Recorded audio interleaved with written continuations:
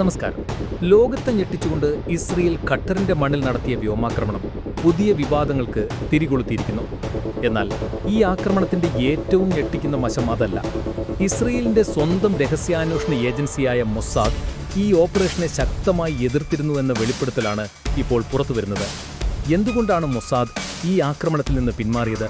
പ്രധാനമന്ത്രി Benjamin Netanyahu സ്വന്തം ചാരസംഘടനയെ മറികടന്ന് ഈ തീരുമാനമെടുത്തത് എന്തിന്? ലക്ഷ്യം പാളിയ ഈ ആക്രമണത്തിന് പിന്നിലെ ഉള്ളറക്കളികൾ എന്തെല്ലാമാണ്? നമുക്ക് വിശദമായി പരിശോധിക്കാം. വാഷിംഗ്ടൺ പോസ്റ്റ് റിപ്പോർട്ട് അനുസരിച്ച് ദോഹയിൽ ഹമാസ് നേതാക്കളെ വധിക്കാൻ ഒരു കരയാക്രമണം നടത്താൻ മൊസാദ് തയ്യാറാക്കിയിരുന്ന ഒരു പദ്ധതി അവർ തന്നെ അവസാന നിമിഷം റദ്ദാക്കുകയായിരുന്നു. Mossad director David Barnea, IDF chief of staff Eyal Zamir, ദേശീയ സുരക്ഷാ ഉപദേഷ്ടാവ് സാച്ചി ഹന്നേഗ്ബി എന്നിവരെല്ലാം ഈ ആക്രമണത്തെ എതിർത്തു. ഇതിന് പല കാരണങ്ങളുണ്ടായിരുന്നു. ഒന്നാമതായി, ഖത്തർ ഇസ്രയേലും ഹമാസും തമ്മിലുള്ള ചർച്ചകളിലെ ഒരു പ്രധാന മധ്യസ്ഥനാണ്. ഖത്തറിന്റെ മണ്ണിൽ ഒരു ആക്രമണം നടത്തുന്നത് മൊസാദ് വർഷങ്ങളെടുത്ത് ഖത്തറുമായി ഉണ്ടാക്കിയെടുത്ത ബന്ധം തകർക്കും. രണ്ടാമതായി, ബന്ദികളെ മോചിപ്പിക്കാനുള്ള ചർച്ചകൾ പുരോഗമിക്കുന്ന സമയത്തുള്ള ഈ ആക്രമണം ബന്ദികളുടെ ജീവൻ അപകടത്തിലാക്കുമെന്ന് അവർ ഭയന്നു. അവരെ 1, 2, 4 വർഷം കഴിഞ്ഞും നമുക്ക് പിടിക്കാം. മൊസാദിന് അതിനറിയാം. എന്തിനിപ്പോൾ എന്നായിരുന്നു ഒരു ഉദ്യോഗസ്ഥന്റെ ചോദ്യം. എന്നാൽ പ്രധാനമന്ത്രി നെതന്യാഹു, പ്രതിരോധ മന്ത്രി ഇസ്രയേൽ കാട്സ് എന്നിവർ ഈ എതിർപ്പുകളെല്ലാം അവഗണിച്ച് വ്യോമാക്രമണത്തിന് ഉത്തരവിടുകയായിരുന്നു. മൊസാദ് പിന്മാറിയതോടെ ഇസ്രയേൽ വ്യോമസേനയുടെയും ഷിൻബെറ്റ് എന്ന ആഭ്യന്തര സുരക്ഷാ ഏജൻസിയുടെയും സഹായത്തോടെ ആക്രമണം നടത്തി.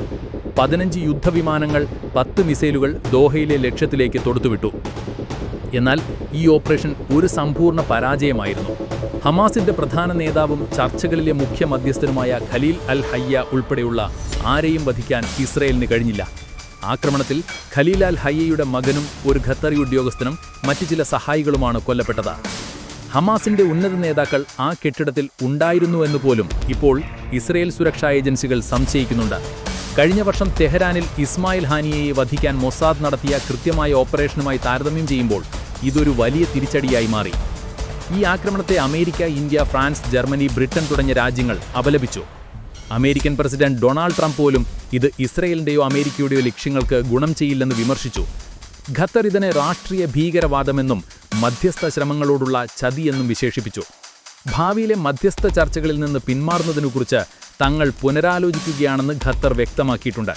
സമാധാന ചർച്ചകളിൽ നെതന്യാഹുവിന് ക്ഷമ നശിച്ചതാകാം ഈ ആക്രമണത്തിന് കാരണമെന്നാണ് നിരീക്ഷകർ കരുതുന്നത്. ബന്ധികളുടെ മോചനം അനിശ്ചിതത്വത്തിലാക്കി മധ്യസ്ഥരെ അകറ്റി ഒരു വലിയ പരാജയം ഏറ്റുവാങ്ങിയ ഈ ഓപ്പറേഷൻ നെതന്യാഹുവിന് വലിയ തലവേദനയായി മാറിയിരിക്കുകയാണ്.